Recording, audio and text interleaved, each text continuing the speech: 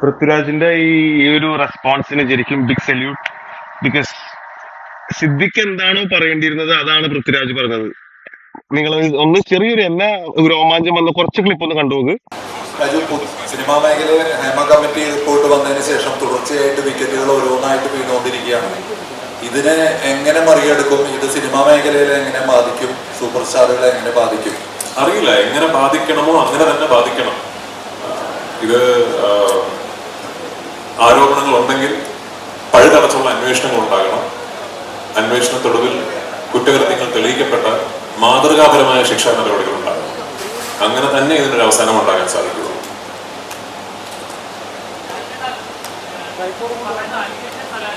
പൃഥ്വി ഇത് പറയാൻ കാണിച്ച ധൈര്യം, കാരണം കൂടെ വർക്ക് ചെയ്തവരുണ്ടാവാം, ഇല്ലാത്തവരുണ്ടാവാം, ഇൻഡസ്ട്രിയിൽ കൂടെ ഇഷ്ടമുള്ളവരുണ്ടാവാം, അല്ലാത്തവരുണ്ടാവാം, അവര് തന്നെയാണ് പെടാൻ പോണെന്ന് അറിഞ്ഞിട്ടും പറയാനുള്ള ഗട്സ്